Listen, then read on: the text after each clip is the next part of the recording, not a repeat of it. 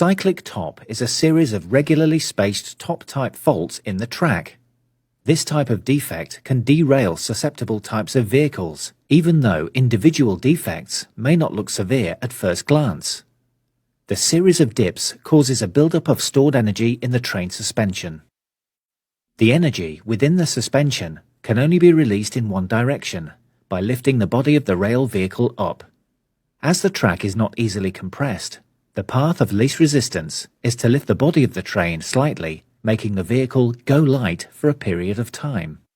The principle of lifting the vehicle to dissipate the energy is only a short-term gain.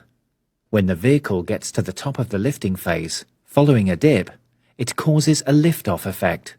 Gravity takes over, and the vehicle drops back down and lands at the bottom of the following dip, causing the suspension to compress. This introduces more energy into the suspension, because two opposing forces are acting at the same time, gravity versus track rise.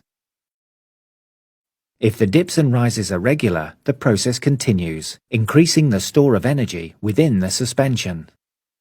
Eventually, this enables the whole vehicle to become airborne, lifting the wheel flanges over the level of the railhead.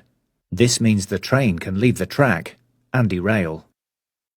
An important consideration is with other circumstances, working in parallel with the lifting off of the wheel set. A severe twist, exactly where the wheel set is clear of the track, means that the wheels could miss the rails on landing and cause a derailment. Poor alignment could also have the same effect. This is why cyclic top and associated twist or alignment faults have a shorter rectification timescale. The trigger for cyclic top could be a dipped joint, IRJ, adjustment switch, S&C, or wet beds.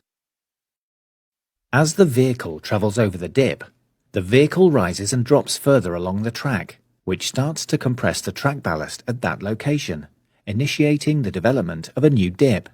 If this continues, both the first dip or trigger and the consequential dip will get worse. If untreated, the combination of the first two dips will propagate a third dip further along the track, at the same distance as the distance between dip 1 and 2. Each section of track will have a predominant traffic type and vehicle speed. This means that a vehicle reacting to the trigger will generally land at the same point each time. Allowed to continue, the cyclic top will propagate and worsen, making the dips deeper and the number of dips increase. Cyclic top can be reported on the left rail, right rail, or as both rails. Single rail cyclic top is possible because there are situations where a trigger is only on one rail. The distance between each dip is called the wavelength. The wavelength is directly related to the predominant speed of traffic. For instance, a line speed of 60 miles per hour will generally have a wavelength of 13 meters. The slower the predominant speed of traffic, the shorter the wavelengths are that affect the trains. Cyclic top is recorded at 4.5 meters, 6 meters, 9 meters, 13 meters, and 18 meters because of the various possible speed profiles of all trains on the network. On the fault report, cyclic top will be reported with the number of cycles. The number of cycles reported is the number of dips at the specified wavelength beyond the trigger.